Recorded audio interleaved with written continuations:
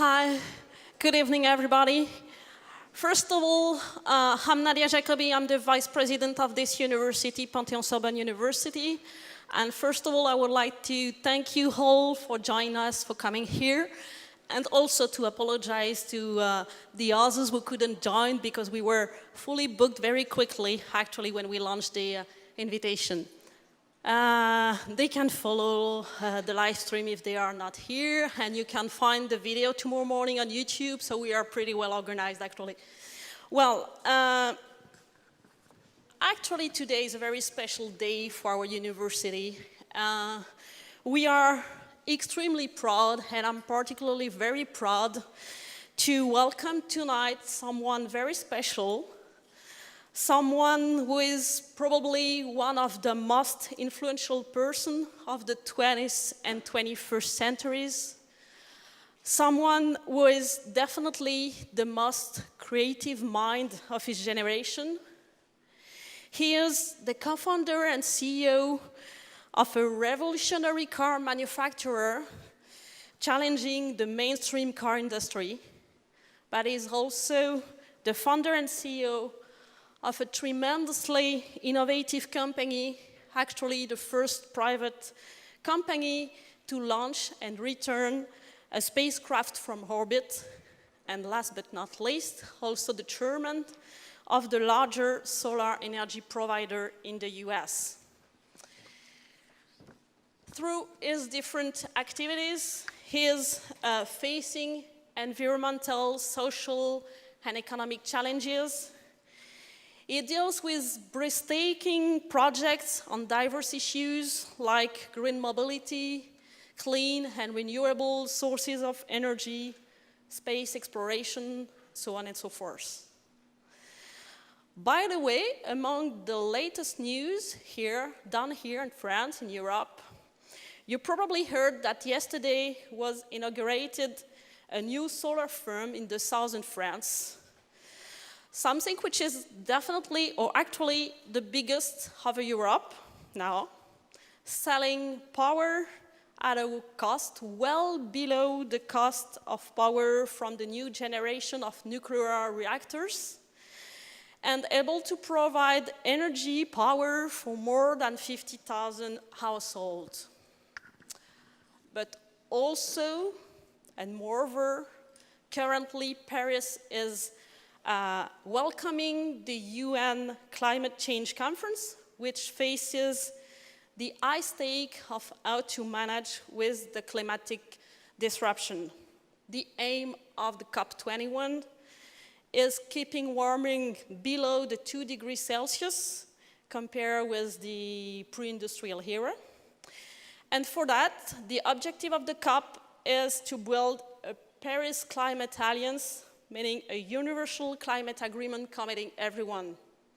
So in that context, who better than Elon Musk for a conversation with you? Please welcome Elon Musk.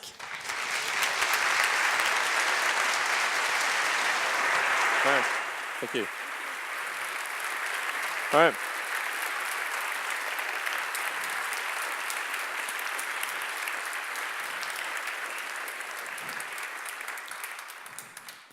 All right, well, thank you for having me. It's great to be here. Paris is one of my favorite places in the world, and it's actually on the first trip that I went out of South Africa, Paris, that was where I went when I was a little kid. Well, my parents brought me when I was like 6 years old, so I've loved Paris ever since.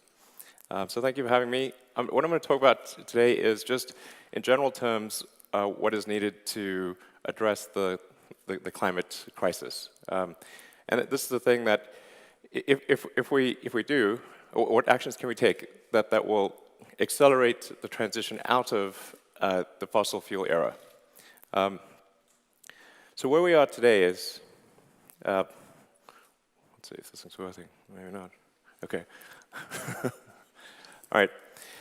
We have the present era, where we have the carbon cycle. And my apologies if some of you already know all about this, but I think some of these things are maybe not as obvious as they may seem. So there's a certain amount of carbon that is circulating through the environment. So it's going into the air, being absorbed by and then getting absorbed by plants and animals, and then going back into the air. And this carbon is just circulating on the surface. And this is fine, and it's been doing that for millions, hundreds of millions of years. The thing that's changed is that we've added something to the mix. So this is what I would call the sort of the turd in the punch bowl. So we added all this extra carbon to the carbon cycle, and the net result is that the carbon in the ocean's atmosphere is growing over time. It's much more than can be absorbed by the ecosystem. It's really quite simple. We're taking billions of tons of carbon that's been buried for hundreds of millions of years and is not part of the carbon cycle, taking it from deep underground and adding it to the carbon cycle. The result is that a steady increase in the carbon in the atmosphere and in the oceans, which doesn't look like much if you look at it on this chart, but when looked at in the context of history, it actually looks like this. So the carbon parts per million has really been bouncing around the 300 level for around 10 million years. And then in the last few hundred years, it went into a vertical climb. This is the essence of the problem. This is very unusual and a very, very extreme threat, as you can see from this rate of growth. Then this is accompanied by a temperature increase, as one would expect. And this temperature increase, if people talk about 2 degrees or 3 degrees, it's important to appreciate just how sensitive the climate actually is to temperature. And it's important to look at it in terms of absolute temperature, not in degrees Celsius relative to 0. We need to say, what is the temperature change relative to absolute 0? That's how the universe thinks about temperature. It's how physics thinks about temperature. It's relative to absolute 0. So for small changes result in huge effects. So New York City under ice would be -5 degrees. New York City underwater would be +5 degrees. But looked at as a percentage relative to absolute 0, it's only a ±2% change. So the sensitivity of the climate is extremely high.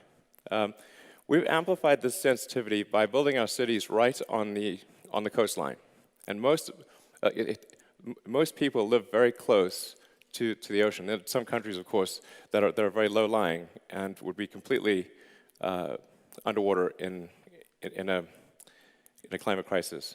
So we've essentially designed civilization to be super sensitive to climate change. And the important thing to appreciate is that we are going to exit the fossil fuels era. So it is inevitable that we will exit the fossil fuels era because at a certain point we will simply run out of carbon to mine and burn. So the question is really, when do we exit the era, not if. The goal is to exit the era as quickly as possible. That means we need to move from the old goal, with the pre-industrial goal, which was to move from chopping down forests and killing lots of whales. The old goal was to move from chopping wood and killing whales to fossil fuels, which actually, in that context, was a good thing. But the new goal is to move to a sustainable energy future. And we want to use things like hydro, solar, wind, geothermal. Nuclear is also a good option in places like France, which aren't subject to natural disasters. And we want to use energy sources that will be good for 1 billion years.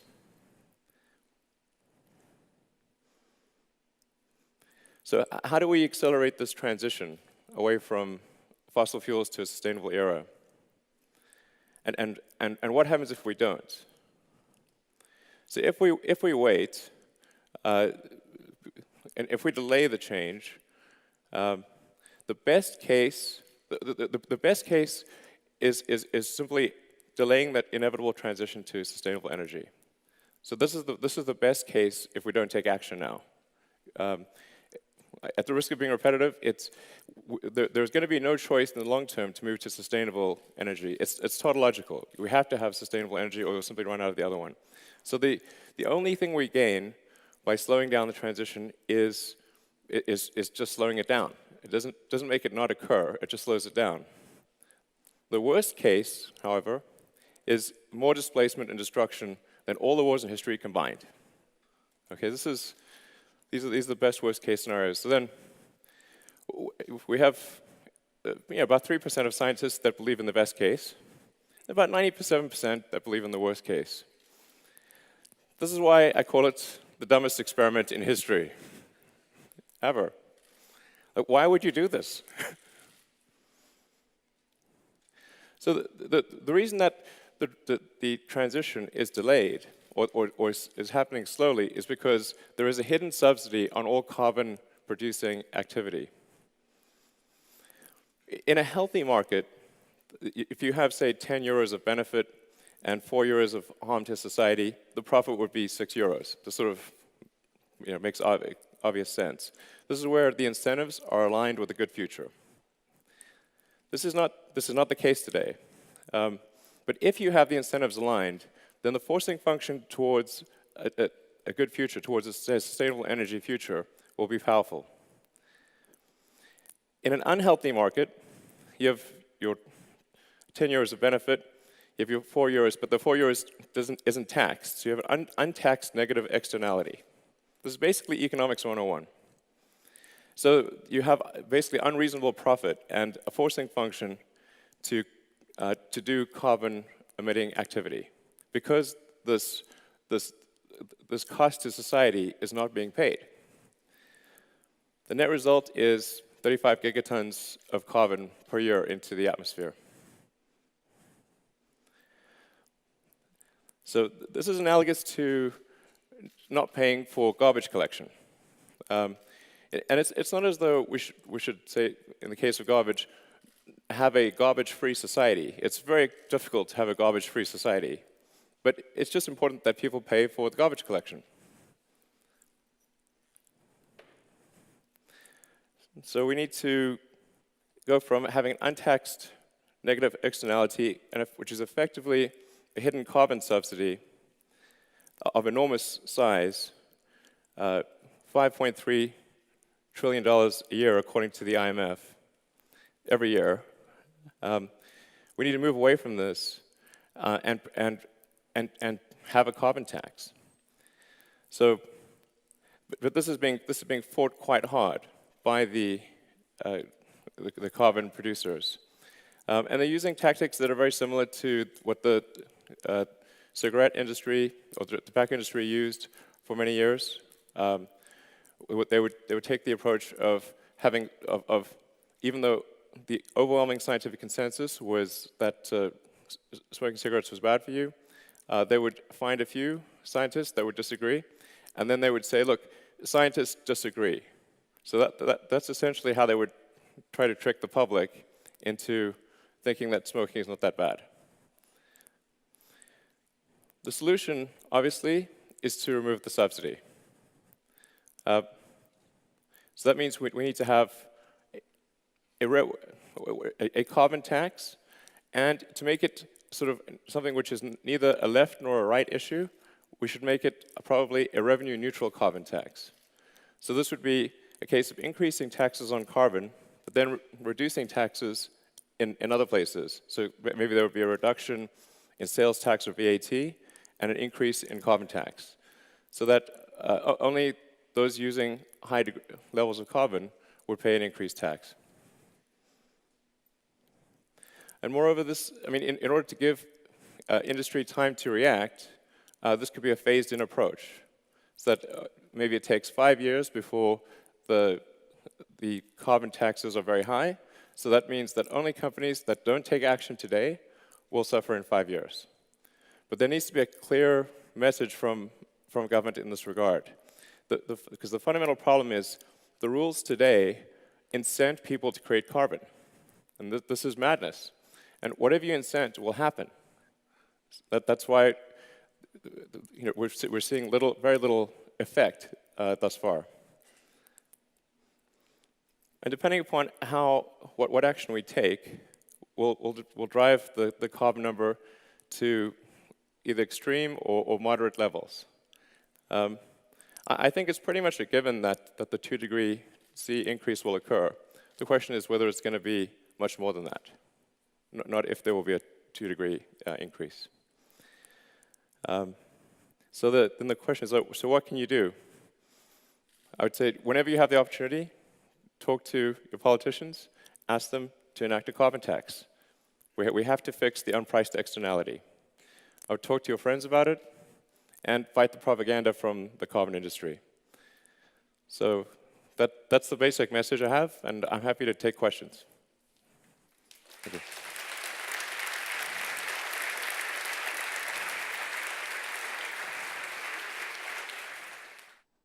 So we have some mics in the audience being passed around. Do you want to raise your hand and we'll give you a mic? Hi, sir. I'm Juan Manuel Paz from the Master of Innovation and Technology Management. And my question is, what do you say to those who think there are more important concerns right now than climate change and global warming? Sure. I mean, there's definitely, there are many important issues in the world. This is not the only important issue, but it is, I think, the thing that will have the biggest negative effect on humanity if we do not address it. I mean, based on the projections that we're seeing right now, and these are like, I'd say, arguably best case projections, we're going to see significant rises in temperature and sea level. The net result is, if we don't take action, we could see anywhere from 5 to 10%, maybe more, of the land mass absorbed by water, which is maybe not, doesn't sound like that much, but about a third of humanity lives right on the coastline or in low-lying countries.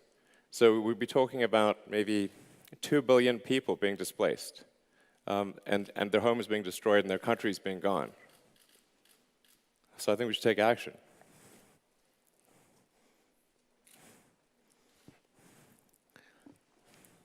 Hello, sir. Thank you for coming here. My question is, I'm a PhD student in marketing, and what I study is what motivates people to participate in challenges.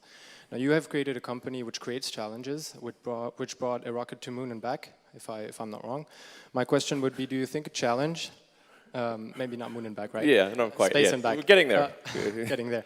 My question to you would be, do you think that incentives, which is the biggest incentive to use, monetary incentives, are the best possible incentive to get people to participate and solve the world's biggest problems? Or do you think people can do it in order to just help everyone on the planet and make it better? So is money the only way to ask people to get in and solve challenges, or do you have other ways to actually motivate people to participate?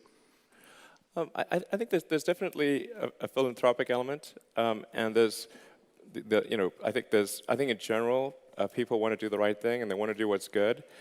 The issue we have right now is that the rules fundamentally favor the bad outcome. So when you're fighting for the good outcome and it's an uphill battle, it's just slower. So with respect to climate change, it's just critical that the government, and the government is the setter of rules. The government decides what rules companies will play by. And if we currently have a system which massively incents bad behavior. So even if most people don't do the bad behavior, some people will still do the bad behavior. Yeah, I mean, money and prices are basically just an information mechanism. They're just basically, they tell you that money's mostly an information mechanism for labor allocation, and for and sort of tells companies what to do.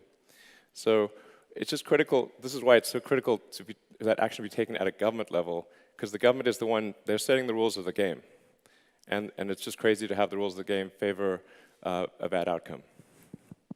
The question up top there. There's a question here. Hi, Elon Musk. My name is Michel. I'm an undergrad in economics here at Paris-Sorbonne, Panthéon-Sorbonne, Paris. My question is, there are some new studies on removing carbon dioxide from the atmosphere and burying deep in the ocean. Do you think it's a sustainable solution, and why? Thank you. You know, I'm not aware of any carbon sequestration or carbon storage system that works and works economically. And I definitely wouldn't want to store the carbon in the ocean because of possible acidification. You know, as the CO2 levels rise in the atmosphere, some of that is absorbed into the ocean, becomes carbonic acid. And a lot of the shellfish in particular are super sensitive to changes in pH level. So I would definitely err against trying to store it in the ocean. There potentially you could try to store some of it in giant underground caverns, but the sheer quantity we're talking about, I don't think can be stored anywhere. There's just nowhere to store it. Yeah. Question up front. Hello, sir. I'm studying management at Panthéon, and I would know how long do Tesla Motors intends to use lithium batteries, knowing that it is not a limited resource? Well, actually, I think so. Lithium, in terms of energy storage, lithium I think is definitely the future and will be for a long time. There's actually not a shortage of lithium on Earth. So lithium is number 3 on the periodic table. It's actually extremely common. Any salty water has lithium. So there definitely won't be a lithium constraint on energy storage for batteries. So I feel pretty confident that one could make enough batteries to store all the energy that the world needs with the current resources that are available. Yeah.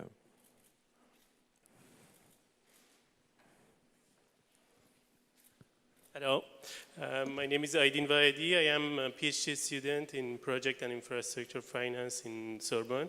First of all, I would like to thank you for your latest product, Powerwall, which to me it gives to the citizens to have the power to select the way they can consume energy.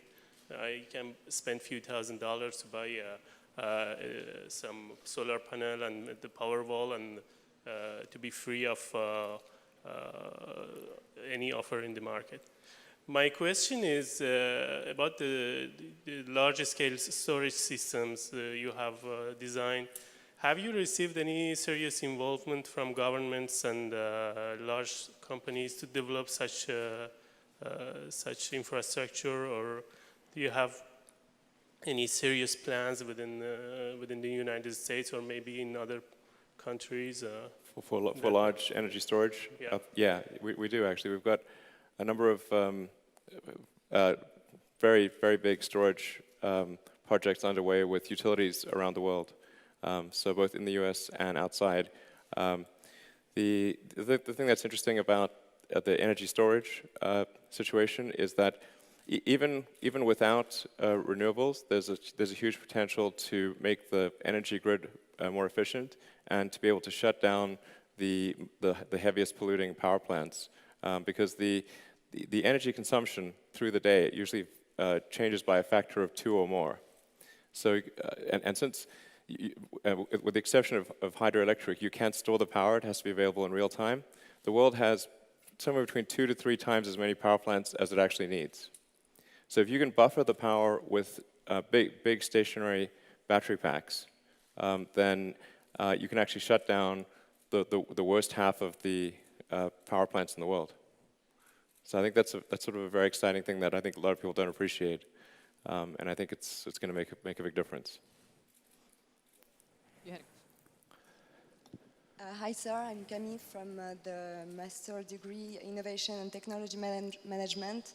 And my question is, do you believe that in the ability of government, international government, to prevent climate change, and what would you suggest? Yeah, absolutely. I think this fundamentally is a government issue. So it's as mentioned, the government is the one that sets the rules of the game. They set how companies are rewarded financially, and so in the absence of government actually establishing some kind of a carbon tax or potentially a cap and trade on carbon, which I was very excited to see that China announced earlier this year that they were going to do that. Unless the government does something to fix the market mechanism, we're fundamentally going to have a very slow transition out of the fossil fuel era. So it's critical that government action change the incentive structure. Yeah, and that be very clear. And so it's like, I think hopefully what comes out of this, out of the climate talks in Paris, is that the governments of the world say that they put their foot down and they say 5 years from now, let's say there has to be a huge change, and that companies know for sure that this is going to happen. And if they do, then the investment decisions they make today will bear fruit in 5 years. So for heavy industrial applications or for heavy industry, you kind of know what the world's going to look like in 5 years if you know what factories are being built today. Because if you build a really big factory, to get to full production takes about 5 years from the start. And so, since we know that today there are very few sustainable energy projects at large scale that are being built, we know that unless something changes very quickly, the sustainable energy will still be in a bad situation 5 years from now. So, I mean, there are companies like, at Tesla and SolarCity, we're quite ideologically motivated, but that's relatively unusual. So.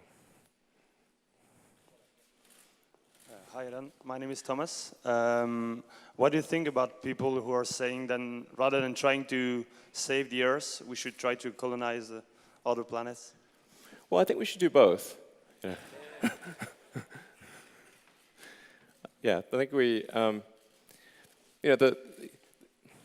mean, my sort of personal ideology is kind of split right now between trying to be helpful on Earth-related stuff, which is sustainable energy, and then trying to, advance space technology so we can establish a self-sustaining city on Mars. But I do think it's important to be multi-planet, not just one planet, but another planet.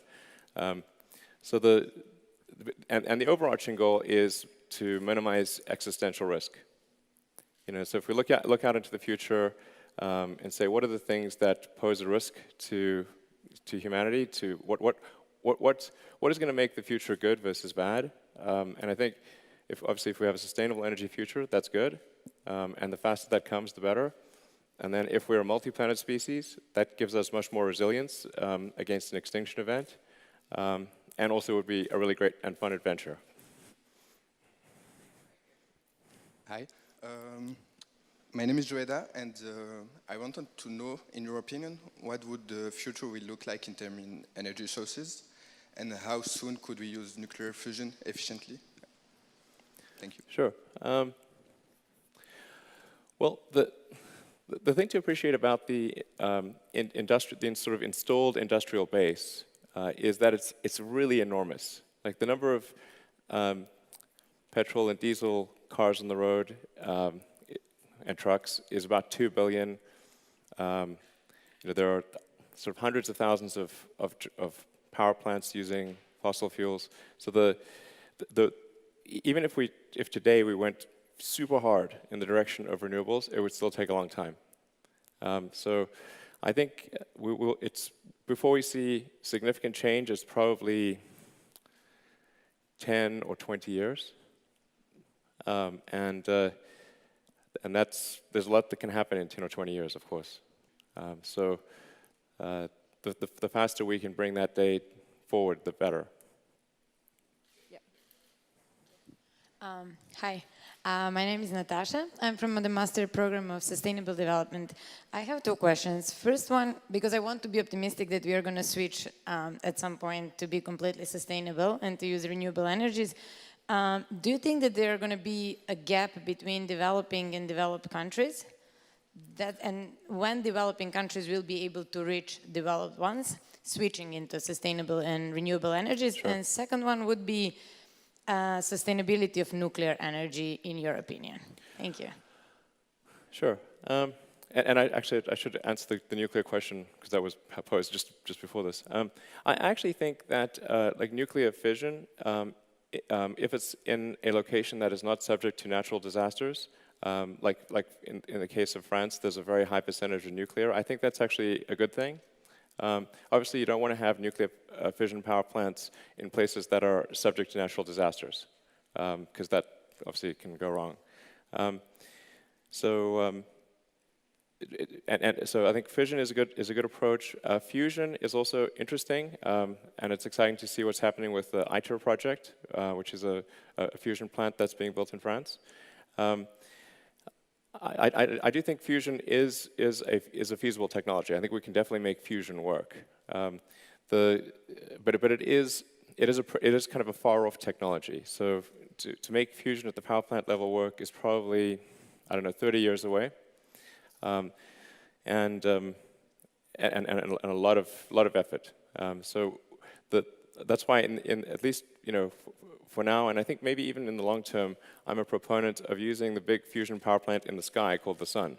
So that the sun is a giant fusion explosion, and it shows up every day. And if we have photovoltaics, solar panels, we can capture that fusion energy. It also needs to be stored in batteries so we can use it at night.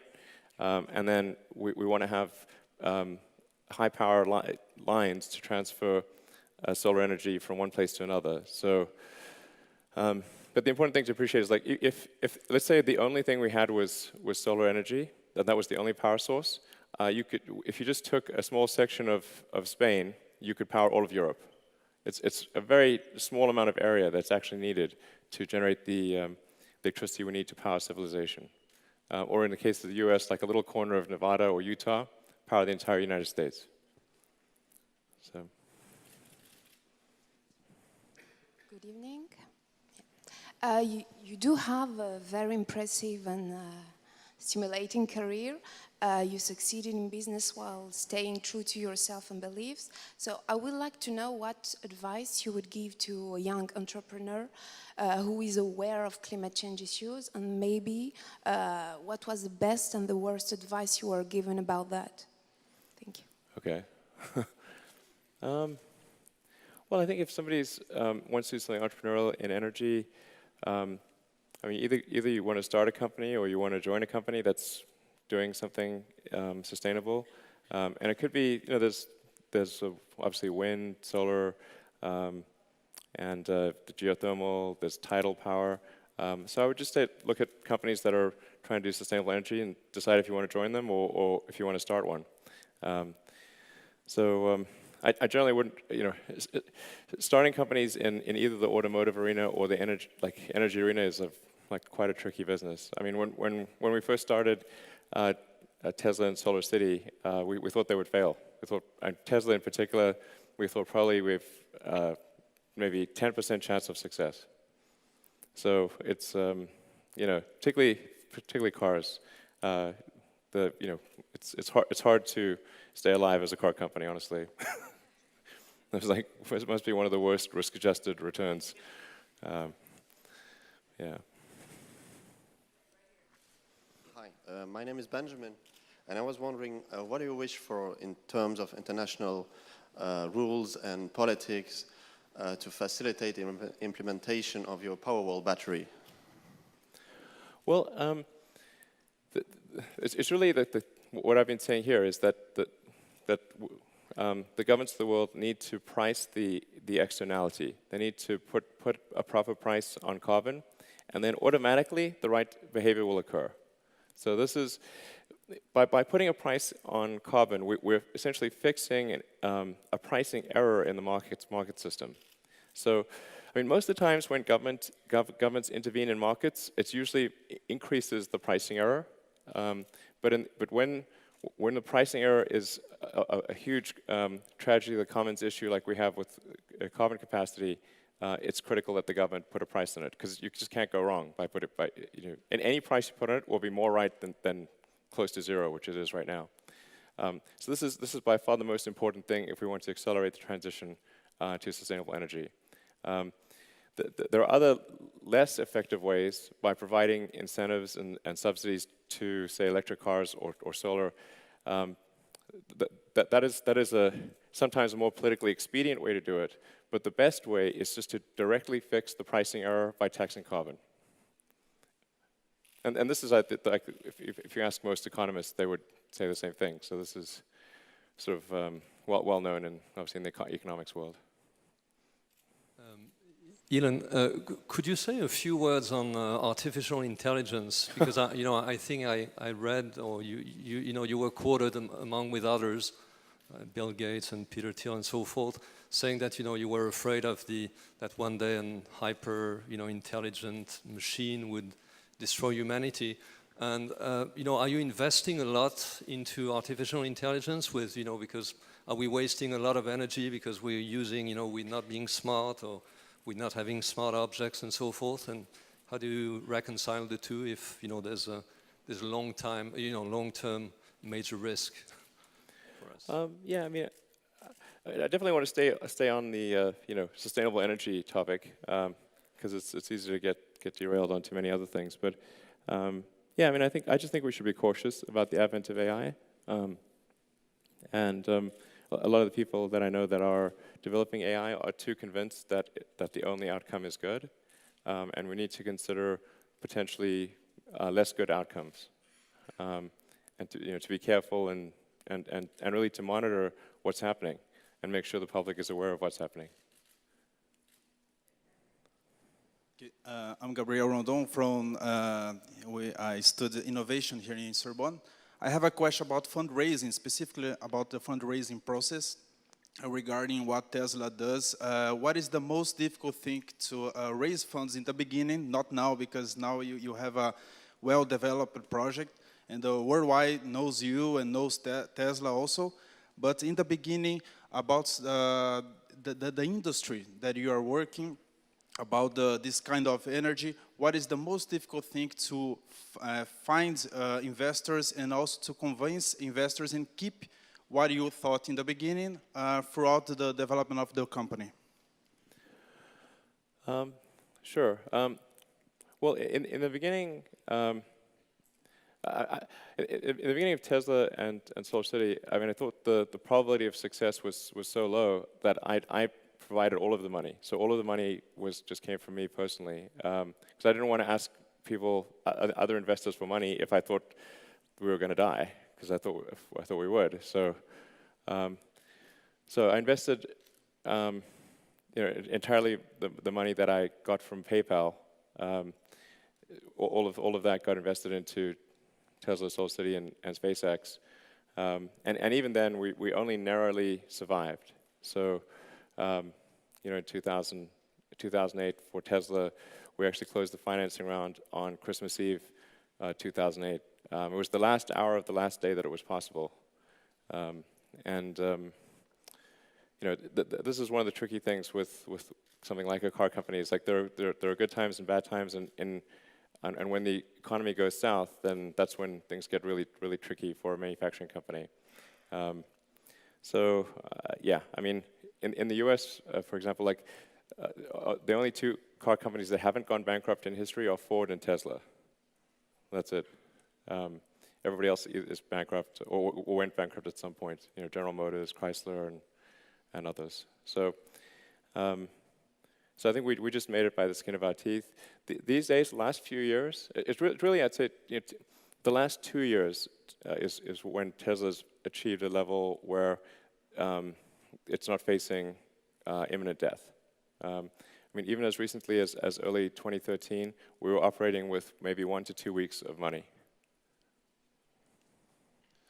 Hi, my name is Pascal, and I would like to ask you, don't you think that we need a deeper reflection about our dynamic of society?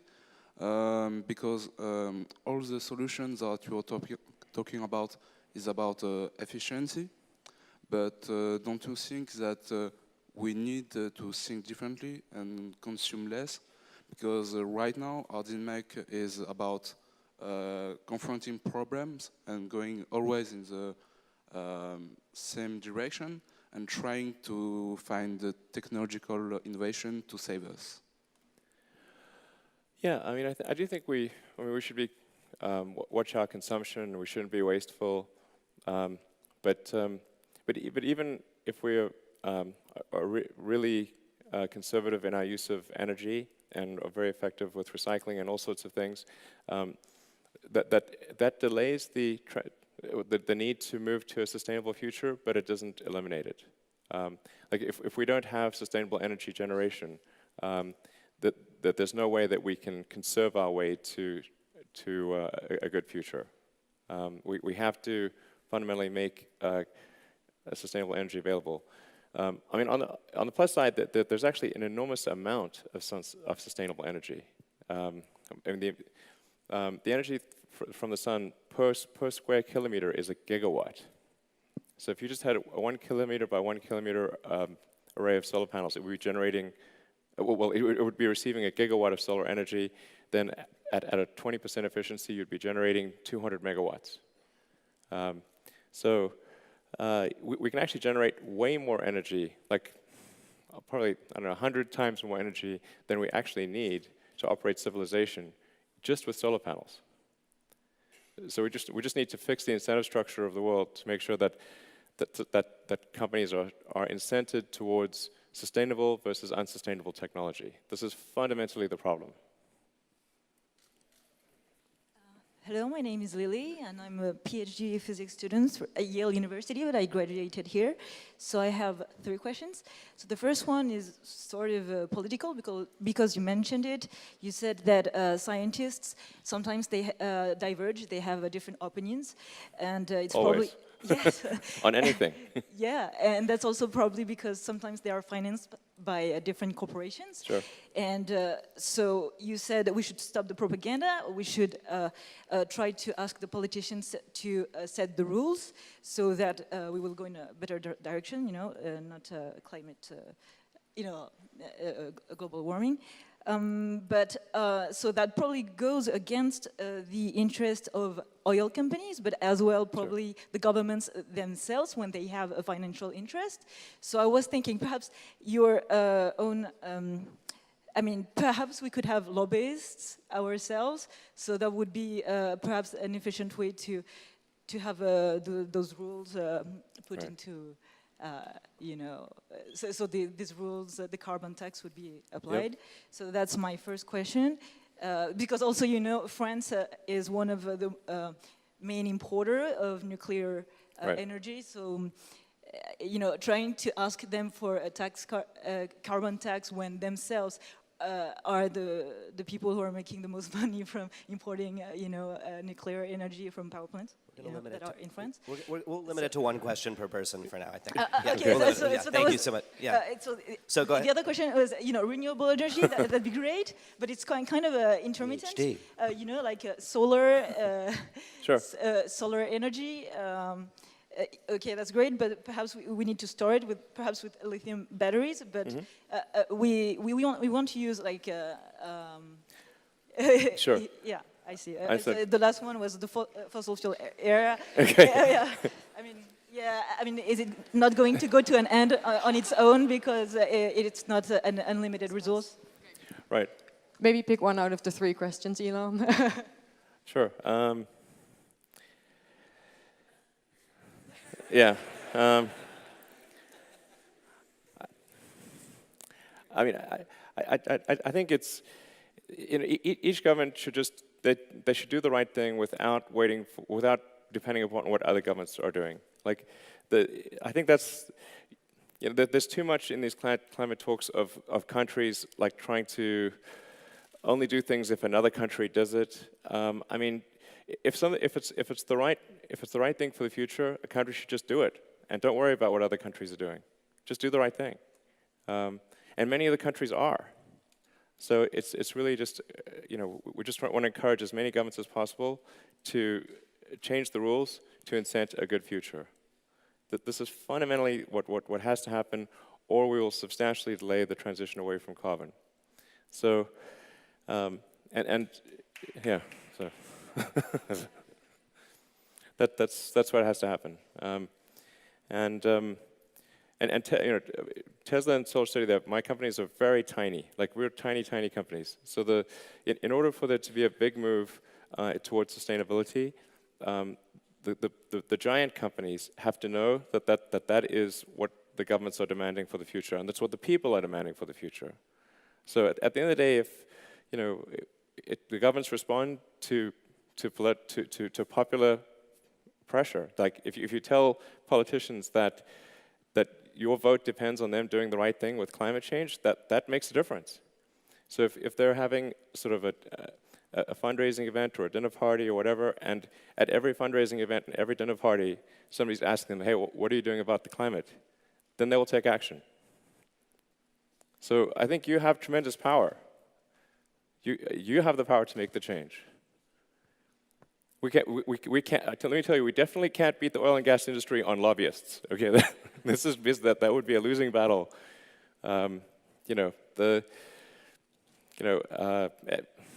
Exxon makes more profit in a year than the value of the entire solar industry in the United States. So it's like, if you take every solar company in the United States, it's less than Exxon's profit in 1 year.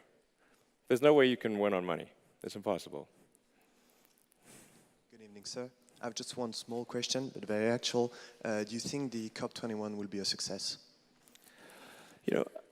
I don't have any real basis for this, but I have a good feeling about it. I do have a good feeling about it. So I think, well, it's going to be degrees of success. So it's sort of like for example, like the Copenhagen was terrible. Like nothing came out of Copenhagen, the Copenhagen climate talks. I mean, it was basically, I think there was a net increase in global warming as a result of that one, unfortunately. In the case of the Paris talks, I think there will be some positive movement, and it's a question of what degree.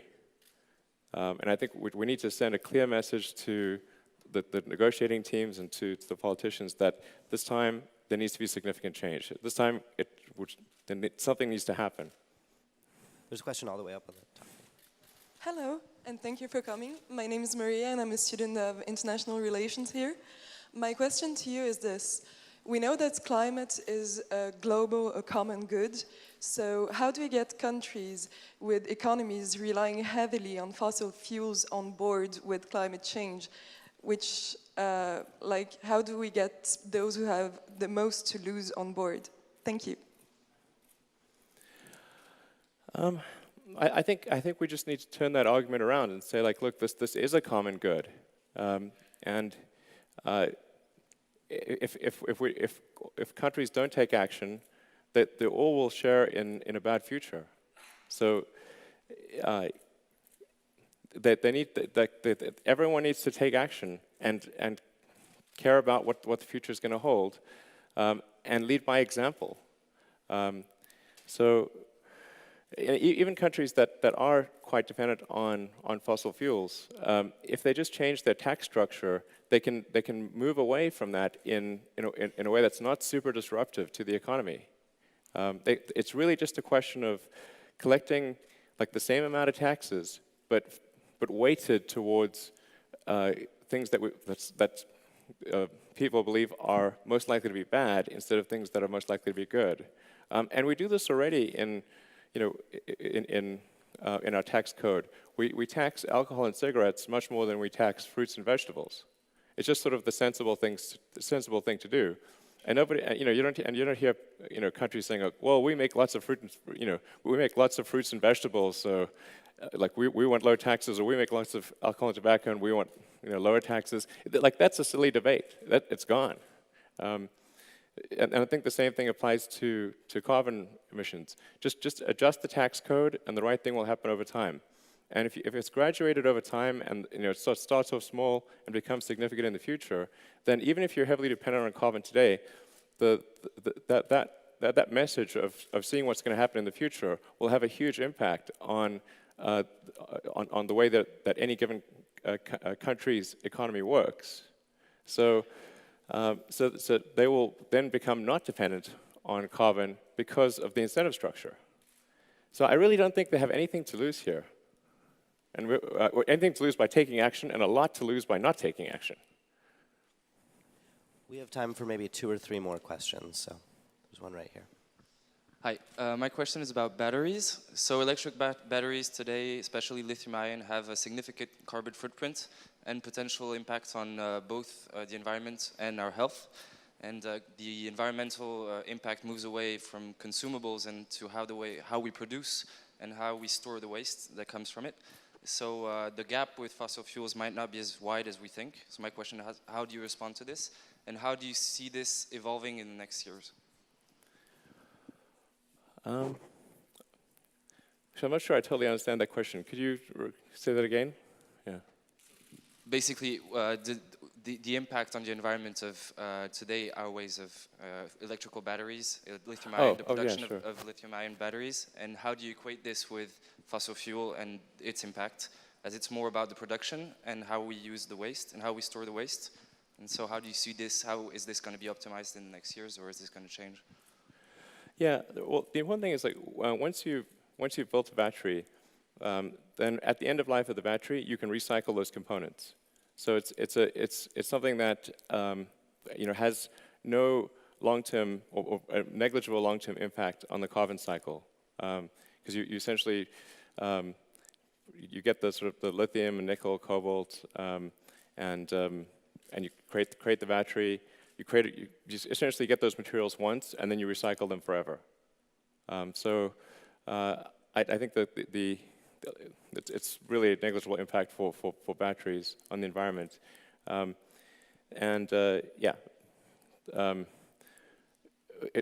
as compared to carbon producing, mining and burning billions of tons of carbon every year, which effectively, permanently, from a human standpoint, affects the carbon content of the oceans and atmosphere. So, yeah, it's really, we're talking orders of magnitude difference between fossil fuels and batteries, like not even on the same scale. Okay, then the last one. Hello. So my question is, taking into consideration that technology now is at some of a breaking point, it is advanced, but not so advanced to pass to the sustainable clean energy. How do you see this integration of clean energy for long term in the future, step by step maybe? How do I see the integration? How do I see us getting to a sustainable energy future? Yes. How will the clean energy integrate into the society, taking into consideration that technology isn't advanced? Sure. Well, I mean, I expect all transport to go fully electric over time, with the ironic exception of rockets, and then all energy production to go sustainable over time. This will take a long time, many decades, but the way it'll manifest itself is by people having batteries in their homes or at the utility substation, and by driving electric vehicles and having electric planes. But as I said, that this is going to be a very slow transition, because the incentive structure is so biased against sustainable energy. So, in fact, I think even if there's quite a strong action by government as a result of the climate talks in Paris, I think it's still going to be a transition that's measured in decades. So it will be a slow transition, and the fundamental question is, how do we accelerate that transition? That's the real question here. What actions can we take that would accelerate a transition to a good future? And that's why I'm so harping on this notion of a revenue-neutral carbon tax. I think that's something that every country can implement, and it can be graduated and phased in over time. And this will be by far the most effective thing for accelerating that transition to a good future. Okay. Hi. Please. All right. Well, thank you, everyone.